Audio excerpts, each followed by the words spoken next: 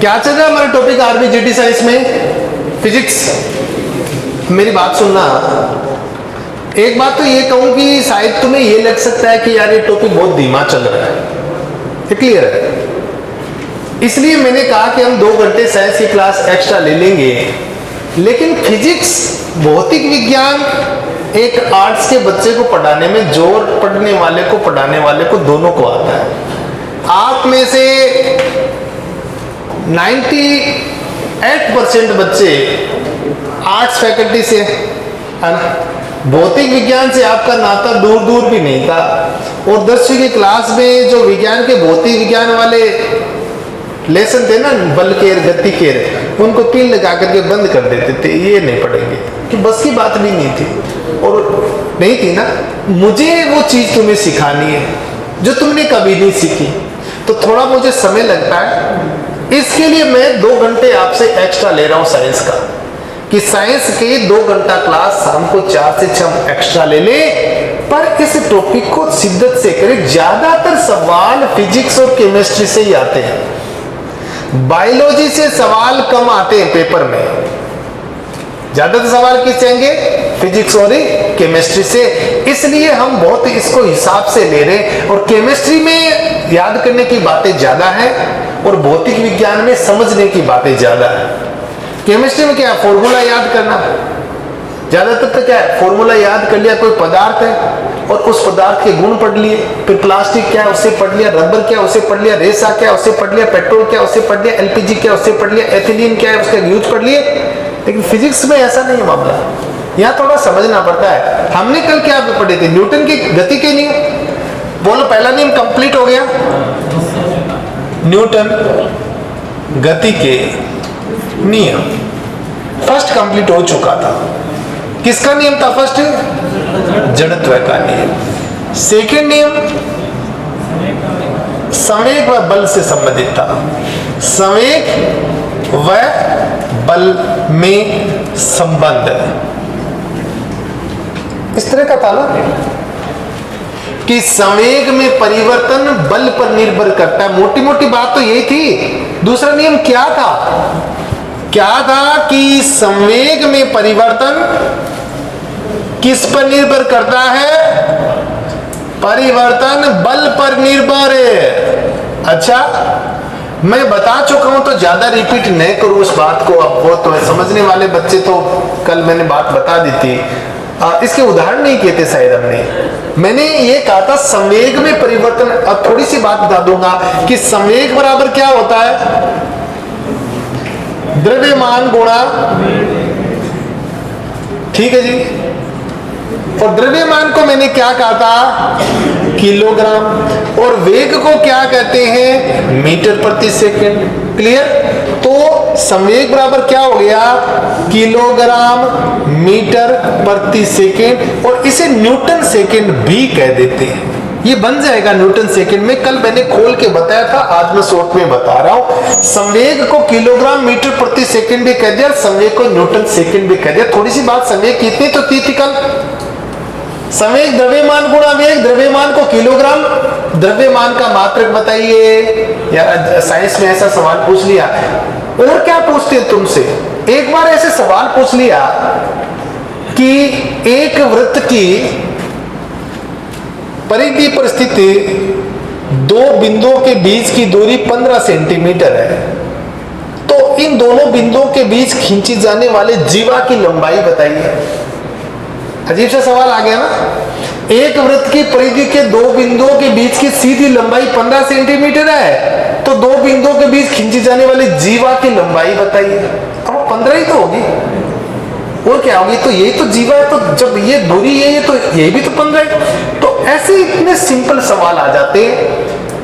आपसे पूछ लिया भाई द्रव्यमान का मात्रक बताइए, बताइए द्रव्यमान का मात्रक किलोग्राम। आपसे पूछ लिया वेग का मात्रक बताइए, मीटर प्रति सेकेंड। आपसे पूछ लिया संवेग का सूत्र बताइए, द्रव्यमान गुणा वेग।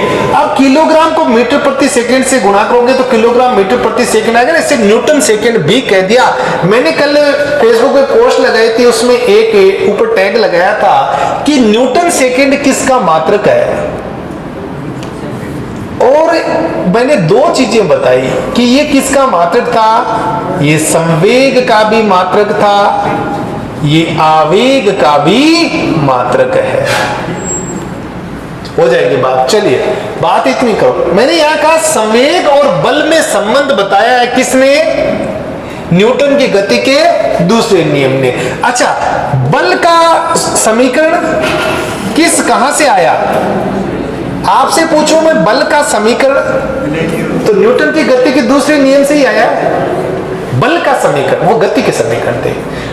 बल की परिभाषा किस नियम से आई, क्योंकि पहला नियम ये कहता है कि जो वस्तु पड़ी हुई है तो उसमें जड़त्व है, और जो वस्तु गति कर रही है उसमें भी जड़त्व है।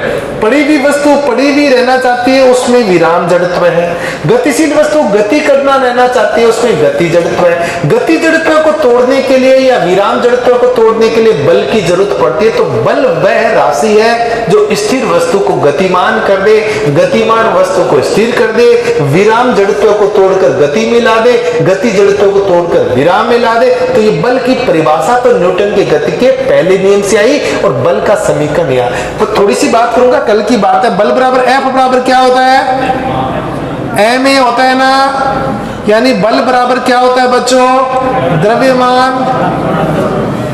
गुणा, भूलना मत रे भाई, मैं आपको बात बता दूं, मैं मेरी ही बात बता दूं। मैं जब भौतिक विज्ञान के कुछ टॉपिक पढ़ाते हैं तो हमें जो थोड़ा सा मुश्किल टॉपिक लगता है वो ये मात्रक वाला ही लगता है, कि इसमें भूलने की गुंजाइश रहती है। तो मात्रक की बात पर थोड़ा ध्यान देना है। इसको 2-3 बार अच्छे से पढ़ लिया ना, क्लियर हो जाएगा मामला। बल बराबर द्रव्यमान गुणा त्वरण। अच्छा, द्रव्यमान का मात्रक क्या होता है, किलोग्राम, और त्वरण का बताओ, मीटर प्रति सेकंड स्क्वायर, मीटर प्रति सेकंड स्क्वायर। कोई दिक्कत नहीं। तो इसे आपने कहा किलोग्राम मीटर एस माइनस 2, अरे भाई एस प्लस 2 ऊपर लाते, और इसको मैंने एक और नाम क्या दिया, न्यूटन। बात कल हो चुकी थी। और फिर मैंने कहा कि 10 की पावर 5 डाइन से क्या बनता है, 1 ही न्यूटन, यानी बल का मात्रक डाइन भी होता है। बल का मात्रक बताइए, आप कहेंगे किलोग्राम मीटर प्रति सेकंड स्क्वायर। बल का मात्रक किलोग्राम मीटर प्रति सेकंड स्क्वायर, और बल का मात्रक न्यूटन भी, और बल का मात्रक डाइन भी। अब कहां सवाल जाएगा, मात्रक का सवाल कहां जाएगा। बल का मात्रक किलोग्राम, बल का मतलब है द्रव्यमान गुणा त्वरण, द्रव्यमान को किलोग्राम, त्वरण को मीटर प्रति सेकंड, दोनों को गुणा किया, किलोग्राम मीटर।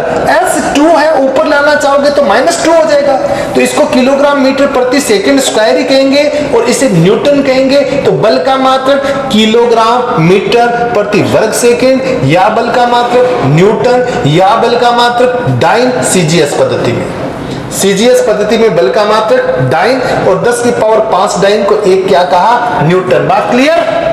अब मैं ये बातें कल की थी, आज हमारा सीधा टॉपिक है द्वितीय नियम के उदाहरण। लिखेगा न्यूटन की गति के द्वितीय नियम के उदाहरण, सवाल उस पर पूछा जाता है। न्यूटन की गति के द्वितीय नियम के एग्जांपल्स, उदाहरण।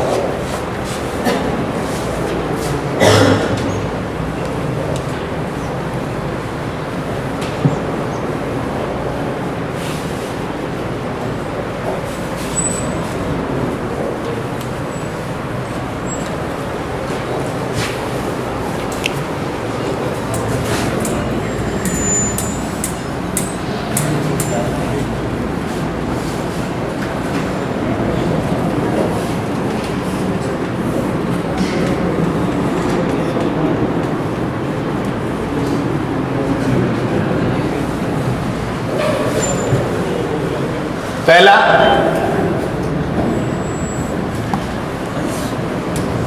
देखो उदाहरणों में, जैसे एक तो गाड़ी के सोकर,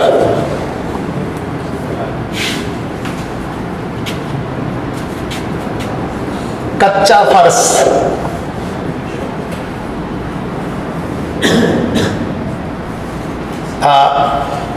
गेंद को कैच करने के लिए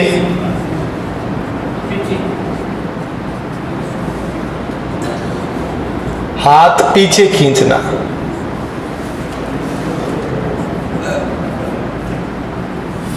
कच्चा फर्श कम चोट, गाड़ी के सोकर कम झटके, शॉर्ट में लिख ले। हाथ पीछे खींचना क्यों? कम चोट। टेनिस गेंद का कैच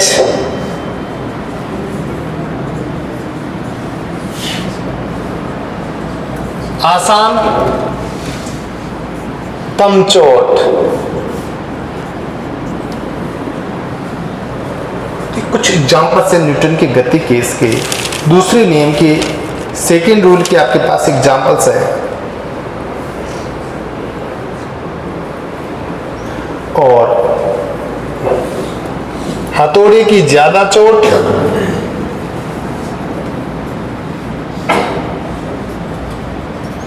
ज्यादा गहरी कील। एक और लिख लेना बस। आपको थोड़ी सी बातों का याद रखना है यहाँ पर। न्यूटन की गति के दूसरे नियम को संवेग और बल से संबंधित नियम कहते हैं कि संवेग में परिवर्तन बल के अनुक्रमानुपाती होता है। जितना बल ज्यादा लगाओगे संवेग में परिवर्तन उतना ही ज्यादा, और संवेग में परिवर्तन बल की दिशा में भी होता है। तो इतनी कोई परिभाषा तो पूछते नहीं। संवेग और बल दोनों का मामला है ना, तो दूसरा नियम और दूसरे नियम की थोड़ी सी बात हम संवेग की कर लेते और थोड़ी सी बात बल की कर लेते, उनके मात्रकों की कर लेते और फिर एग्जाम्पल्स ले लेते। बस आर्मी जीडी में इससे ज्यादा तो पॉसिबल ही नहीं। न्यूटन देखिएगा, गाड़ी के शॉकर होते हैं ना, वो झटके को अवशोषित कर लेते हैं, याद रखना ये। इसी प्रकार कच्चे फर्श, जैसे ऊंची कूद, लंबी कूद, छलांग लगाने के लिए कच्चा फर्श बनाया जाता है ताकि चोट कम लगे, वो इससे जुड़ा हुआ है। हर बात को ज्यादा गहरी देने की जरूरत नहीं है, आपको एग्जाम्पल्स ले लीजिएगा, वो ज्यादा समय निकलेगा। गेंद को कैच करने के लिए ज्यादातर ये, जैसे ये नहीं, ये वाला एक है और ये वाला, पहला और तीसरा एग्जाम्पल ज्यादा इंपॉर्टेंट है। गेंद को कैच लेने के लिए हाथों को पीछे की ओर किया जाता है, यहाँ चोट कम लगना। टेनिस की गेंद का कैच क्रिकेट की गेंद के कैच से आसान होता है।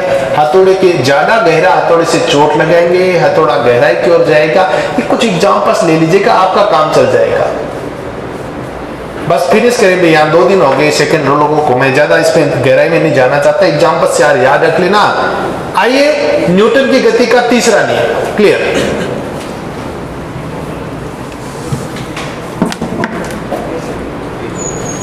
न्यूटन की गति का थर्ड लॉ, तीसरा नियम, क्रिया प्रतिक्रिया का नियम। क्या लिखेंगे?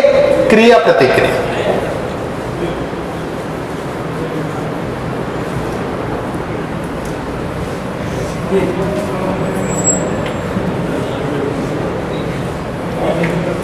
बातें नहीं बताएं बच्चों, ध्यान से देखें।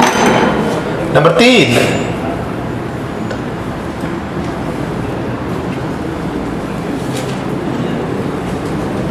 क्रिया प्रतिक्रिया।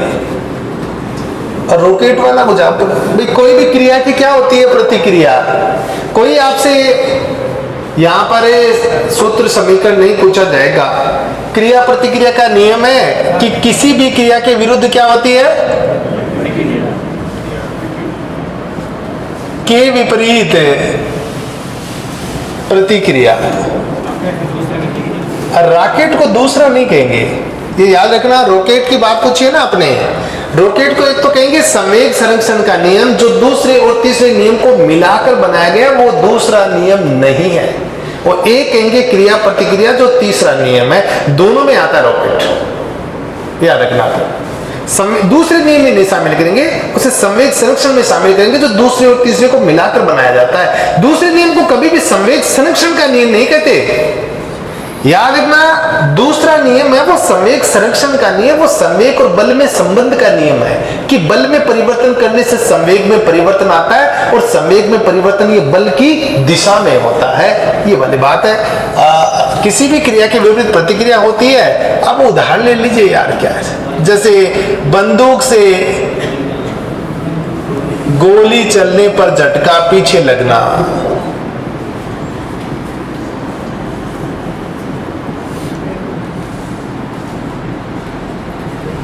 ये तो पढ़े हुए तुम्हारे, छोटी छोटी बातें हर कोई पढ़ते हैं।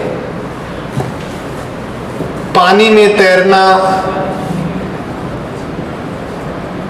चिड़िया का उड़ना,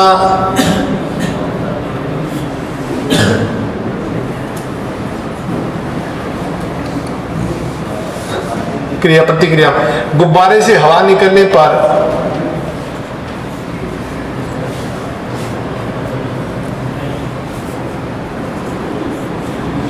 गुब्बारे का आगे की ओर बढ़ना, रॉकेट का आगे बढ़ना।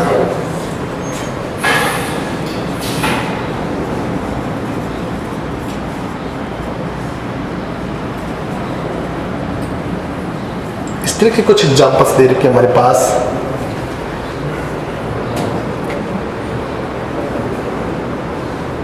अच्छा, एक और नाव खेलने के लिए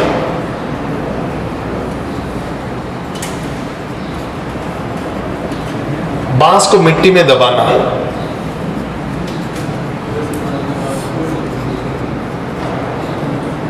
जो भी है बहुत आसान है। इसकी एग्जांपल सबसे आसान है। यहां पर रॉकेट वाली बात पर सवाल बनता है, बंदूक से गोली चलने का सवाल अच्छा बनता है।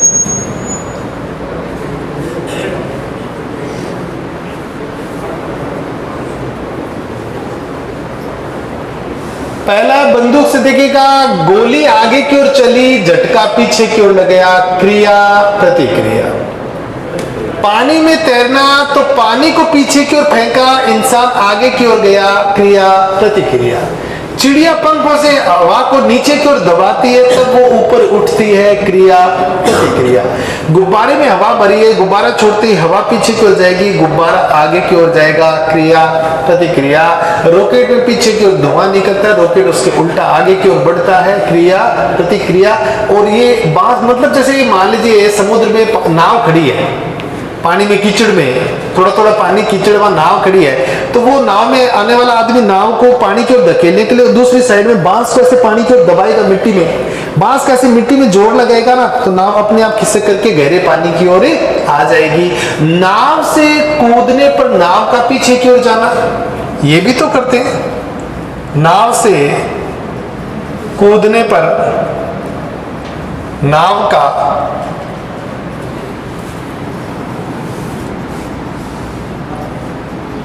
भाई, आप नाव में खड़े, अचानक आपने जंप आगे की ओर लगाया तो नाव हल्की सी पीछे की ओर मूव करेगी ना। ये सारे क्रिया प्रतिक्रिया से संबंधित है। इसके साथ ही हम न्यूटन की गति के नियम कंप्लीट करते हैं, ज्यादा कुछ नहीं।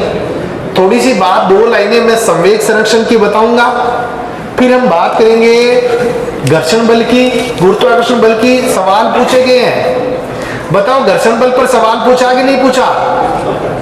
बिल्कुल पूछा। एक बार तो सवाल गुरुत्वीय केंद्र पर भी पूछा गया है, घर्षण बल पर भी पूछा गया है, क्रिया प्रतिक्रिया रॉकेट वाला पूछते ही है, बंदूक की गोली वाला पूछते ही है, न्यूटन की गति के जड़त्व वाले पूछते ही है। घोड़ा अचानक रुक जाए तो सवार आगे झुकता, कौन सा जड़त्व है? गति जड़त्व है। घोड़ा अचानक चल पड़े, सवार पीछे झुकता, कौन सा जड़त्व है? अक्सर बार बार ये सवाल पूछे जाते हैं।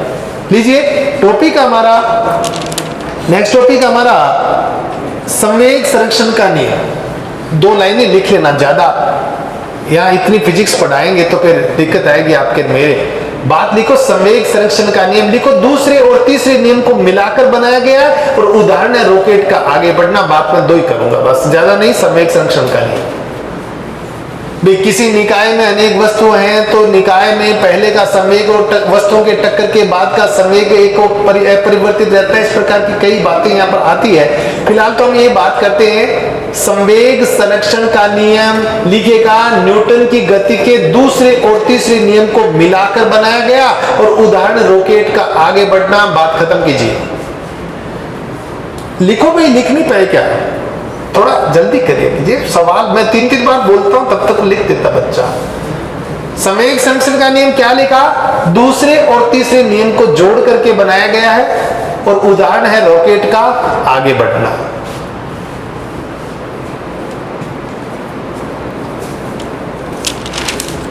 लिखो घर्षण बल।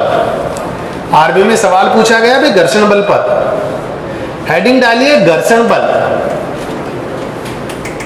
किसकी बात कर रहा हूं मैं? घर्षण बल की बात कर रहा हूं।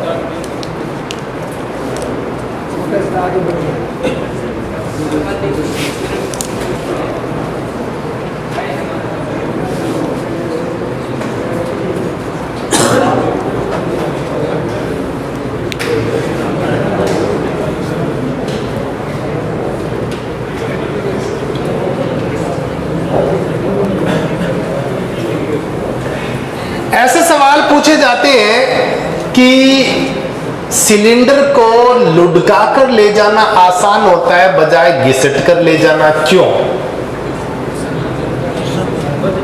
ऐसे सवाल पूछा जाता है कि सीधे ही टायर घुमाने के बजाय टायरों में बॉल बियरिंग, अपन कहते हैं बेरिंग्स कहते हैं जनरल भाषा में, बेरिंग्स बियरिंग होता है सेट, बॉल बियरिंग क्यों लगाते हैं?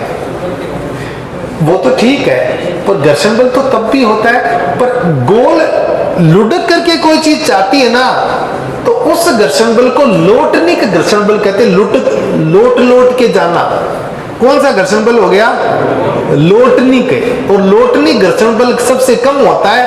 इसमें लुढ़कती हुई गुड़कती हुई जो चीज जाती है ना वो उसको सबसे कमजोर आता है।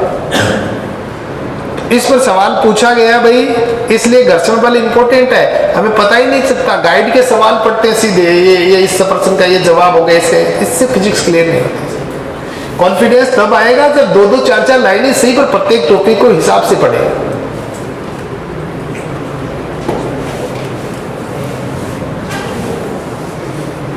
पहली बात है मैं घर्षण बल की करता हूं। देखिए ध्यान से देखना भाई, जो बच्चे लाइव देख रहे हैं ये साइंस की बहुत इंपॉर्टेंट क्लास चल रही है, आरबीजीडी फिजिक्स की क्लास चल रही है। हमारा फेसबुक पेज स्थापना डिफेंस पर हमेशा लाइव चलती है और मैथ्स के रिकॉर्डेड वीडियो देखने के लिए मैं जैसे बताता हूं स्थापना का यूट्यूब चैनल स्थापना डिफेंस को आप सब्सक्राइब कर सकते हैं। फिलहाल हमारा टॉपिक चल रहा है घर्षण बल, बड़ा इंपॉर्टेंट टॉपिक है। घर्षण बल पर क्वेश्चन पूछा गया है। जैसे मान लीजिए आप कैसे भी कर ले, एक व्यक्ति है वो सड़क पर चल रहा है, अचानक पांव के नीचे केला आ गया तो क्यों फिसल जाता है?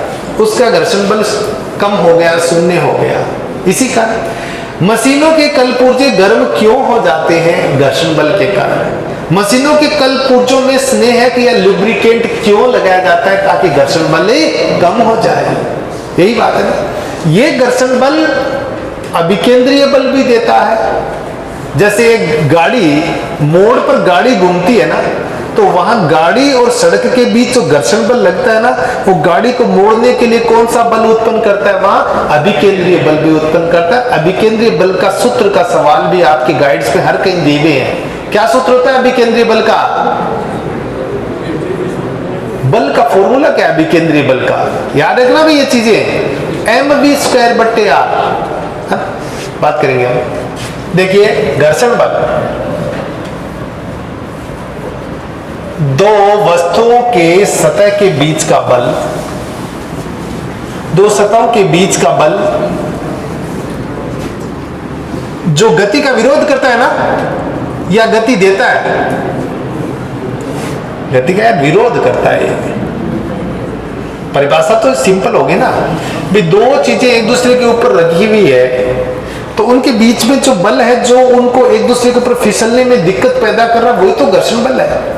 एकदम चिकना फर्श हो तो उस पर चीज आसानी से क्यों चलती है? क्योंकि वहां घर्षण बल बहुत कम हो जाता है। जैसे जैसे वस्तु को खुरदरी की जाती है तो कई बार आपने देखा होता हमारे घरों में चक्की होती है, आटा पीसने वाली चक्की होती है, उसकी वो टंचाई करते हैं ना, क्या बोलते हैं उसको? टंचाई बोलते हैं। क्यों? देखिएगा दोनों पार्ट जब एक दूसरे के ऊपर रगड़ते रहते हैं तो रगड़ते दोनों के बीच चिकनाहट आ जाती है और चिकनाहट आने से घर्षण बल कम हो जाता है तो फिर वो फिसलने लगते हैं एक दूसरे के ऊपर जल्दी और पिसाई कम हो जाती है। फिर उनको खुरदरा बनाया जाता है ताकि उनके बीच घर्षण बल ज्यादा हो, फिर हमें जोर ज्यादा होता है, वहां बल ज्यादा लगता है और रगड़ ज्यादा लगती है और फिर वो अनाज को पीसने में आसानी हो जाती है, सिर्फ घर्षण बल के कारण। सड़कें हैं वो चिकनी टाइल्स की क्यों नहीं बनाई जाती, डामर की क्यों बनाई जाती है? चिकनी टाइल्स पर ब्रेक ही नहीं लगेंगे, वो तो भागती जाएगी गाड़ी, क्योंकि वहां घर्षण बल नहीं है। सीमेंटेड रोड पर भी दिक्कत होती है। कभी भी एक शहर से दूसरे शहर के बीच सीमेंटेड रोड बनाते हैं क्या? नहीं, शहर के अंदर ही बनाते हैं सीमेंटेड रोड, क्योंकि अंदर तो गाड़ियां धीरे धीरे चलती है, कंट्रोल में हो जाती है। बाहर आपने सीमेंटेड रोड बना दी, घर्षण बल तो आपने कम कर दिया, ब्रेक यहाँ लगाएंगे, गाड़ी तो 1 किलोमीटर तक भाग जाएगी, रुकेगी ही नहीं, एक्सीडेंट हो जाएंगे। घर्षण बल का कितना इंपॉर्टेंस है हमारे पास, देखिएगा। एक है स्थैतिक घर्षण, इसको कुछ नहीं है। नंबर 2 सर्पी, तीसरा है लोटनिक। सर्पी का मतलब घिसटना, घिसटने पर, लुढ़काने पर, लुढ़काने घिसटने पर लगता है, ये लुढ़काने पर लगता, वस्तु को गति नहीं करने देता, नहीं करने देता। ध्यान दें, थोड़ी सी बात है भाई, टॉपिक पर सवाल पूछा गया, थोड़ी सी बात बताना चाहूंगा। स्थैतिक घर्षण का मतलब वो इतना घर्षण बल है कि वो हिलने ही नहीं देता वस्तु को। ठीक, दो वस्तु एक दूसरे के ऊपर ऐसे है कि वो हिल ही नहीं पाती, तो इसका मतलब वो घर्षण बल वहां बहुत ज्यादा स्थैतिक है। यदि आप किसी चीज को घिसट करके ले जा रहे हैं ना, जैसे गैस सिलेंडर को ले जाना अपने घर में, तो एक तो तरीका क्या है कि सड़क के ऊपर उसको ऐसे सीधा खींच करके ले जाए, तो कौन सा घर्षण बल उत्पन्न हो रहा है वहां? कौन सा? नहीं, ये सर्पी, वो तो गति करने ही नहीं देता, वो सर्पी। अरे घिसटने से किसी चीज को, लकड़ी का जैसे बहुत बड़ा बीम है, अब लकड़ी को, बीम को एक जगह से दूसरी जगह ले जाना है तो एक आदमी ले जा सकता है यदि फर्श पक्का हो तो। बहुत भारी लकड़ी का बीम है, एक आदमी भी फर्श पक्का हो तो ऐसे धक्का करके ले जा सकता है ना। ऐसा थोड़ी उसे पकड़ करके ऐसे खींच रहा है तो नहीं ले जा पाएगा ना। बहुत भारी लकड़ी का लट्ठा है, उसे आपको एक जगह से दूसरी जगह ले जाना है, तो ये है क्या कि उसको ऐसे कांख में डाल लिया और घिसटते हुए जा रहे हैं? ये तो समझदारी की बात नहीं, ये तो बल का दुरुपयोग हो गया। आप उसको लेटाइए और आप हल्का सा हाथों से धक्का दीजिए, फिर वो रोल करता हुआ, लुढ़कता हुआ चला जाएगा, क्योंकि आपने घर्षण बल को, स्थैतिक घर्षण बल को, सर्पी घर्षण बल को किस घर्षण बल में बदल दिया? लोटनिक घर्षण बल में। लिखो, लोटनिक घर्षण बल सबसे कम होता है, बहुत इंपॉर्टेंट टॉपिक है ये। लोटनिक घर्षण बल सबसे कम होता है, इसी कारण, बस प्रश्न बनता है, वही 2 लाइन बताऊं और फिजिक्स, आप सभी तो टेक्निकल के बच्चे तो है नहीं। लोटनिक घर्षण बल सबसे कम होता है, अर्थात किसी वस्तु को लुढ़काकर ले जाना सबसे आसान, यही है। लोटनिक घर्षण बल सबसे कम होता है, अर्थात किसी वस्तु को लुढ़काकर ले जाना सबसे आसान होता है। उदाहरण लिखो,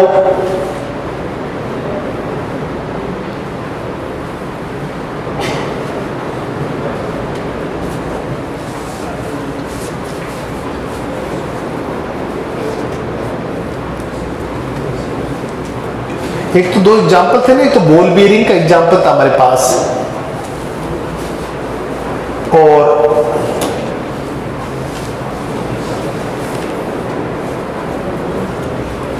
लिखेगा आप, गाड़ियों में बॉल बीयरिंग क्यों लगाए जाते हैं? प्रश्न है मेरा।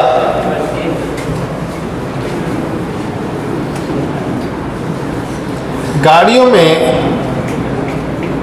बॉल बीयरिंग क्यों लगाए जाते हैं?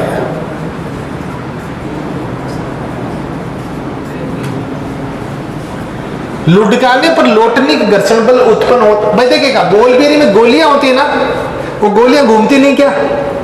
अरे बेयरिंग के अंदर गोली होती है छोटी छोटी, और वो गोलियां घूमती है, तो घूमने का मतलब कौन सा? लुढ़कती है, घूमती है, घूमने का मतलब कौन सा घर्षण बल उत्पन्न हो रहा है? लिखो, बेयरिंग की गोलियों के घूमने पर लोटनिक घर्षण उत्पन्न होता है। हल लिखेगा, बियरिंग की, जिनको आप बेरिंग कहते हैं जनरल भाषा में, गाड़ियों में बेरिंग होते हैं, वो ये बियरिंग। बियरिंग की गोलियों के घूमने से, लिखो, बियरिंग की गोलियों के घूमने से लोटनिक घर्षण उत्पन्न होता है जो सबसे कम है।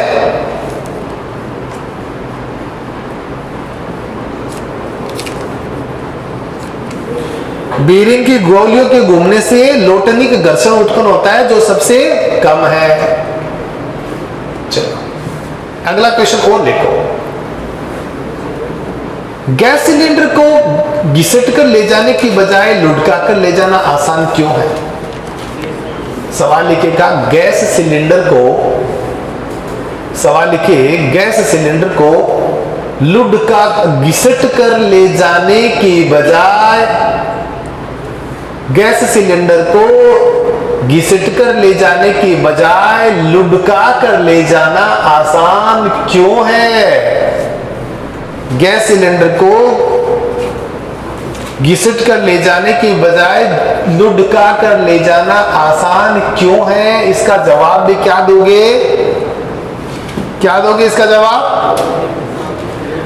यहां लुढ़काने पर लोटनिक घर्षण उत्पन्न होता है जो सबसे कम होता है। यानी आप स्थैतिक घर्षण को, सर्पी घर्षण को लोटनिक घर्षण में बदल रहे हैं जो मिनिमम है। लुढ़काने पर, लोटने पर, लोटन करना, लुढ़कना, लोटा लोटन करता है ना, लोटा क्या होता है जो लोटन करे, तो लुढ़काने पर लोटनिक घर्षण उत्पन्न होता है जो सबसे कम होता है, इसलिए लुढ़का कर ले जाना आसान। ऐसे सवाल तुम्हारी आर्मी की जिद्दी के बिल्कुल परफेक्ट लेवल के पूछे जाते हैं। ऐसे सवाल लिखो, लिखेगा क्वेश्चन घर्षण से लाभ। एक और लिखना सवाल, एक और लिखना, केले के छिलके पर पैर रखने पर व्यक्ति क्यों फिसल जाता है? केले के छिलके पर पैर रखने पर व्यक्ति क्यों फिसल जाता?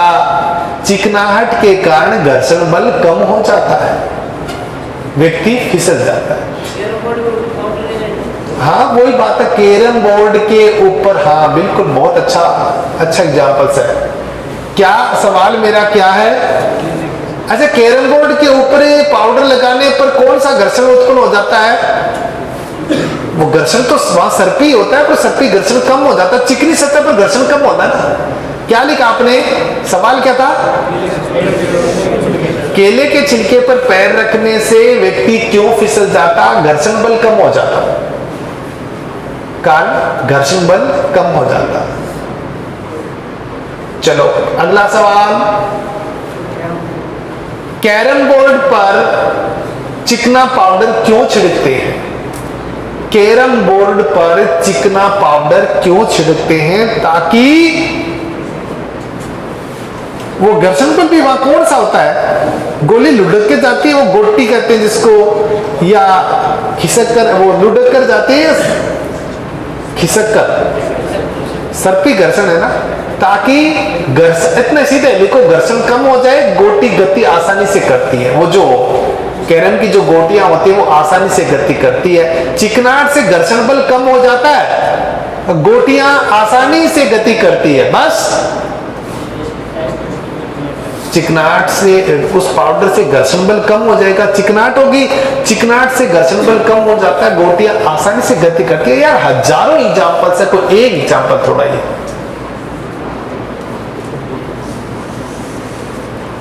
लिखेगा घर्षण बल से हानि। हानि क्या है घर्षण बल से? मशीनों के कलपुर्जों का गर्म होना जिससे मशीनों को नुकसान होता है। घर्षण बल से हानि, मशीनों के कलपुर्जों का गर्म होना, मशीनों को नुकसान होना। मशीनों के कलपुर्जों का गर्म हो जाना, आपस में घिसाई होती तो कलपुर्जे गर्म होते हैं।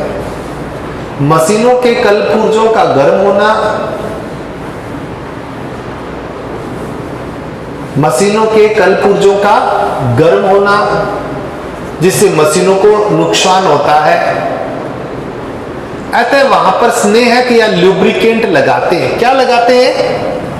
अतः कलपुर्जों में क्या लगाते हैं? स्नेहक या लुब्रिकेंट लगाते हैं। अतः वहां पर स्नेहक या लुब्रिकेंट लगाया जाता है। क्या लगाया जाता है बच्चों? अतः वहां पर स्नेहक या लुब्रिकेंट लगाया जाता है। क्या लगाया जाता है? स्नेहक या लुब्रिकेंट लगाया जाता है, जो घर्षण को कम कर देता है, कलपुर्जों की घिसाई को कम कर देता है, गर्मी वहां कम उत्पन्न होती है।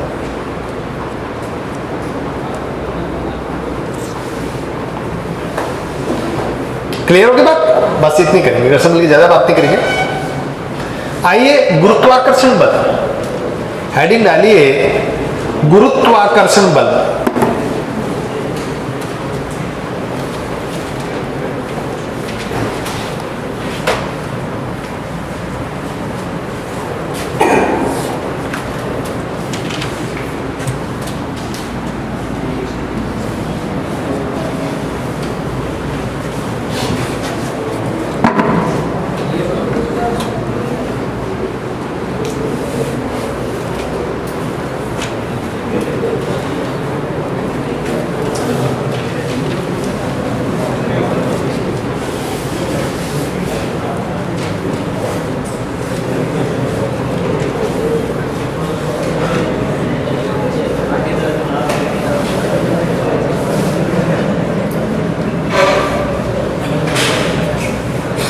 भाई धरती वस्तुओं को अपनी ओर खींचती है, आप पढ़ते हैं ना, लिखेगा ब्रह्मांड के पिंड कोमा धरती वस्तुओं को अपनी ओर खींचती है, यही गुरुत्वाकर्षण बल है।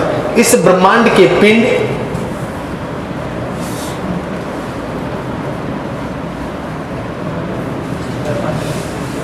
कोमा धरती वस्तुओं को अपनी ओर खींचती है,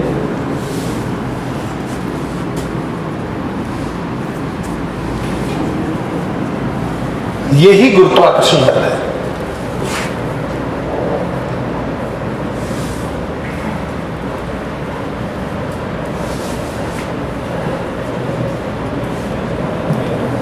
ब्रह्मांड के पिंड या धरती वस्तुओं को, भाई क्या पूछा जाना, क्या बात, तो हमें कहां पर केंद्रित रहना है? हमें उसी जगह पर केंद्रित रहना है जहां से हमारे पेपर में सवाल पूछे जाते हैं, और कोई गहरी बात का मैटर नहीं करते हैं। भाई धरती वस्तुओं को अपनी ओर खींचती है, ये गुरुत्वाकर्षण बल। पहली लाइन क्लियर हो गई? अच्छा, दूसरी बात कि ध्रुवों पर गुरुत्वाकर्षण बल ज्यादा है और भूमध्य रेखा पर कम। ध्रुवों पर गुरुत्वाकर्षण बल ज्यादा और भूमध्य रेखा पर कम। ठीक, भाई उत्तरी ध्रुव दक्षिण ध्रुव पर गुरुत्वाकर्षण बल के कारण वस्तुओं का भार होता है, ये बात सही है क्या? गुरुत्वाकर्षण बल के कारण वस्तुओं का भार, W से लिखते ना, वेट, और मात्रक इसका भी किलोग्राम ही होता है, तो का भार होता है। वस्तु का द्रव्यमान गुरुत्वाकर्षण से संबंधित नहीं है।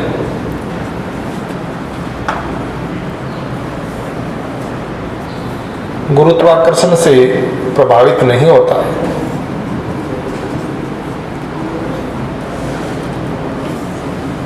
आराम से लिख लें, कोई जल्दबाजी नहीं। मुख्य बात है आप लिख लें और समझ लें, जल्दबाजी में लिखना और समझना नहीं छोड़ना।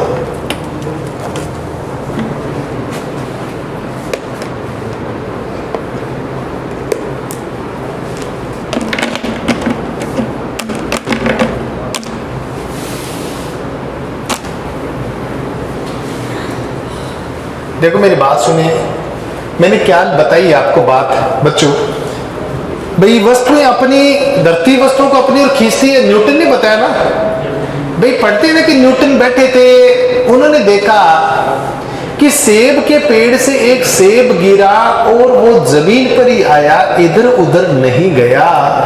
इसका मतलब है वस्तुओं को धरती अपनी ओर ही खींचती है, और वस्तु को जो धरती अपनी ओर खींचती है यही है गुरुत्वाकर्षण बल। ये केवल धरती में नहीं, अन्य पिंडों में भी होता है। ठीक है, बात ये होगी एक बात। दूसरी बात, अब धरती का उत्तरी ध्रुव है, दक्षिण ध्रुव है, भूमध्य रेखा है, तुम जान गए। तो धरती के उत्तरी किनारे और दक्षिणी किनारे पर गुरुत्वाकर्षण बल ज्यादा है, तो वहां पर गुरुत्वाकर्षण बल ज्यादा तो वस्तुओं का भार ज्यादा। धरती पर कहां पर वस्तुओं का सबसे ज्यादा भार होता है? उत्तरी ध्रुव पर तथा दक्षिण ध्रुव पर, क्योंकि वहां पर खिंचाव ज्यादा तो भार ज्यादा, और भूमध्य रेखा पर कम तो वस्तु का भार सबसे, आप यहां कहेंगे वस्तु का भार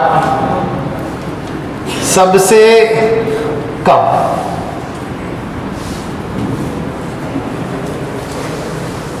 भार ज्यादा है, दो ध्रुवों पर गुरुत्वाकर्षण बल ज्यादा, वस्तु का भार ज्यादा। भूमध्य रेखा पर धरती के बीचों बीच यूं मान लें कि गुरुत्वाकर्षण बल कम तो वस्तु का भार भी कम। अच्छा, सवाल मेरा ये है कि एक व्यक्ति ध्रुवों से भूमध्य रेखा की ओर बढ़ रहा है तो उसके भार, प्रश्न लिखो, एक व्यक्ति ध्रुवों से भूमध्य रेखा की ओर बढ़ रहा है तो उसके भाग में क्या परिवर्तन, भार में? एक व्यक्ति ध्रुवों से भूमध्य रेखा की ओर बढ़ रहा है तो उसके भार में क्या परिवर्तन आएगा? आप कहेंगे भार धीरे धीरे कम होता जाएगा और सबसे कम भूमध्य रेखा पर हो जाएगा। लिख लेना भाई साफ साफ। एक व्यक्ति ध्रुव से भूमध्य रेखा की ओर बढ़ रहा है, अरे लिख लो यार, थोड़ा जल्दी करो। एक व्यक्ति ध्रुवों से भूमध्य रेखा की ओर बढ़ रहा है तो उसके भार पर क्या प्रभाव पड़ेगा? आपको पता है कि जैसे जैसे हम ध्रुवों से भूमध्य रेखा की ओर बढ़ेंगे धरती का गुरुत्वाकर्षण कम होता जाएगा, भार है वो कम होता जाएगा। भूमध्य रेखा पर गुरुत्वाकर्षण सबसे कम तो भार भी सबसे कम। होगी बात? नेक्स्ट क्या? अच्छा, इसका उल्टा आप समझ जाओगे। इसका उल्टा क्या है कि यदि व्यक्ति भूमध्य रेखा से ध्रुवों की ओर बढ़ रहा है तो गुरुत्वाकर्षण बल का मान बढ़ रहा है, धरती का खिंचाव बढ़ रहा है, तो भार भी उसका क्या उपमाना, बात समझ में आ रही है? हाँ। मेरा सवाल है, वस्तु का द्रव्य भार किस पर निर्भर करता है? गुरुत्वाकर्षण बल पर। आपको पता है ना कि चांद पर गुरुत्वाकर्षण बल कम है, तो चांद पर वस्तु का भार भी क्या है? कम। ये बात हमसे, और सवाल आरबी में कई बार पूछा गया है कि धरती के वजन का कितना गुना कम हो जाता है चांद पर वजन? धरती के वजन का 6 गुना कम हो जाता है ना, तो ये बात हम करते हैं। लिखेगा, धरती की अपेक्षा चंद्रमा पर गुरुत्वाकर्षण बल, धरती की अपेक्षा चंद्रमा पर गुरुत्वाकर्षण बल 6 गुना कम है। धरती की अपेक्षा चंद्रमा पर गुरुत्वाकर्षण बल 6 गुना कम है, इसलिए वस्तु का भार भी 6 गुना कम हो जाएगा। इस पर सीधा सवाल पूछा गया आर्मी में। जिसने पीछे के पेपर देखे हैं वो जान ले, सीधा सवाल यहां से बना है। धरती की अपेक्षा प्रश्न है, धरती की अपेक्षा चंद्रमा पर गुरुत्वाकर्षण बल 6 गुना कम, इसलिए वहां पर भार भी 6 गुना कम। प्रश्न लिखे, एक क्वेश्चन लिखे, फिर एक प्रश्न लिखे। एक व्यक्ति का धरती पर वजन 60 केजी है तो चांद पर कितना होगा? यही एग्जैक्ट सवाल आया था और कई इसको 6 करके आ गए। तुरंत तो दिमाग में 6 रहता है ना, तो 6 गुना कम करना है। 6 उत्तर तो 10 ही आएगा ना यार। 60 में 6 का भाग देंगे तो 10 ही बनेगा। लिखेगा, एक व्यक्ति का धरती पर वजन 60 केजी है तो चंद्रमा पर वजन कितना होगा?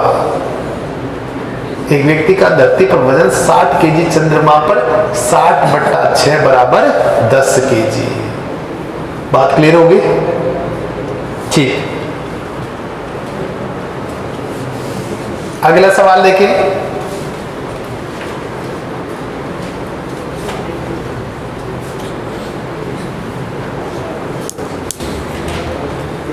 अच्छा, एक बात बताइए कि हमारा भार गुरुत्वाकर्षण पर निर्भर करता है ना। अब द्रव्यमान है वो निर्भर नहीं करता, वस्तु का द्रव्यमान यहां जितना है चांद पर भी वो उतना ही रहेगा। भार क्या चीज है? एक खींचाव। यूं मान लो बड़ी वस्तु को पृथ्वी ज्यादा खींचती है तो उसका भार ज्यादा हो गया, छोटी वस्तु को पृथ्वी कम खींचती है क्यों, मान लो उसका भार कम हो गया। आप समझ सकते हैं ऐसे कुल मिलाकर के भार का कारण है गुरुत्वाकर्षण बल। ये बात हो गई, गुरुत्वाकर्षण की बात सारी आ गई आपके पास। देखिएगा, गुरुत्वाकर्षण का सिद्धांत न्यूटन ने दिया। किसने दिया बच्चों? न्यूटन ने। गुरुत्वाकर्षण बल का सिद्धांत किसने दिया? न्यूटन ने दिया।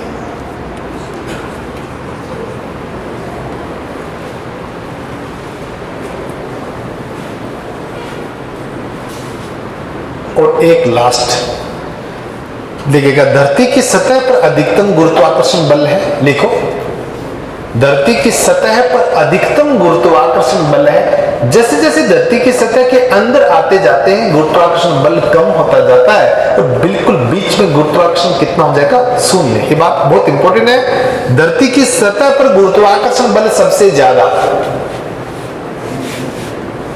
धरती की सतह पर गुरुत्वाकर्षण बल सबसे ज्यादा। जैसे जैसे सतह के अंदर जाए गुरुत्वाकर्षण बल कम होता जाएगा। लिख लेना भाई, धरती की सतह पर गुरुत्वाकर्षण सबसे ज्यादा, जैसे जैसे सतह के अंदर जाए गुरुत्वाकर्षण कम होता जाता है।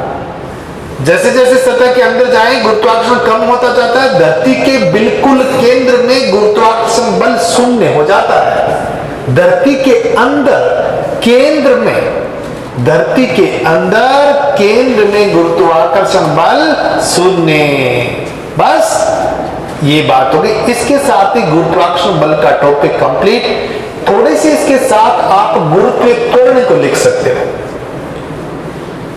भाई मैंने कहा धरती की सतह पर गुरुत्वाकर्षण बल सबसे ज्यादा, सतह के आप अंदर घुसोगे, जमीन को खोद करके अंदर जाओगे, वैसे वैसे गुरुत्वाकर्षण कम होता जाएगा और धरती के बिल्कुल बीच में अंदर सेंटर में चले गए तो वहां गुरुत्वाकर्षण बल को कितना माना जाएगा? 0। और इसी से संबंधित है गुरुत्वीय त्वरण G। बस फाइनल। अच्छा भाई, बल का मात्रक क्या होता है? न्यूटन। तो गुरुत्वाकर्षण बल का मात्रक तो न्यूटन ही रहेगा। याद रखना, बल का मात्रक क्या होता है?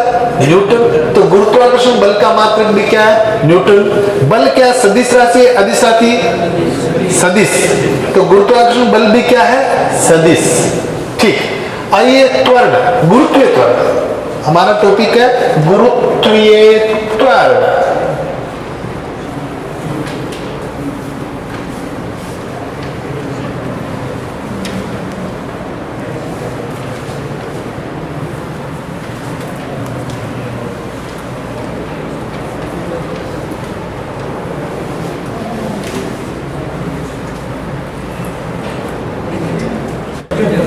बस लास्ट फाइनल फिनिशिंग की ओर बढ़ रहे हैं भाई, बिल्कुल फिनिशिंग की ओर बढ़ रहे हैं जी।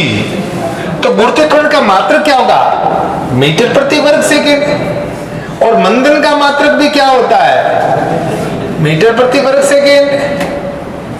और त्वरण का मात्रक भी क्या होता है? मीटर प्रति वर्ग सेकेंड। वो तो बात एक ही है ना भाई। मैंने कहा त्वरण का मात्रक क्या होता है? मीटर प्रति वर्ग सेकेंड। और त्वरण का जब ऋणात्मक त्वरण हो तो उसे क्या कहते हैं? मंदन। तो मंदन का मात्रक भी मीटर प्रति वर्ग सेकेंड। और त्वरण गुरुत्वीय त्वरण, भाई गुरुत्वीय त्वरण क्या? गुरुत्वाकर्षण बल के कारण उत्पन्न त्वरण है, तो इसका मात्रक भी। तो आसमान से धरती की ओर आती वस्तुओं के वेग में परिवर्तन का कारण क्या है? गुरुत्वाकर्षण बल है।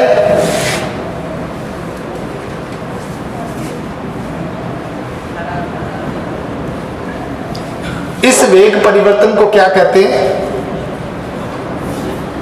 गुरुत्वीय त्वरण कहते हैं। को क्या कहते हैं बच्चों? गुरुत्वीय। मतलब वेग में परिवर्तन का कारण क्या है? यदि गुरुत्वाकर्षण बल है ना, तो वहां जो त्वरण है वो गुरुत्वीय त्वरण है। बात यही है कि आसमान से धरती की ओर वस्तुएं आती है, जैसे जैसे वस्तुएं धरती की ओर निकट आती जाएगी उसका वेग बढ़ता जाता है। तो वेग में परिवर्तन का कारण यदि गुरुत्वाकर्षण बल है, तो आप इसे समझ ले वहां पर जो त्वरण है उस त्वरण को भी क्या कहेंगे?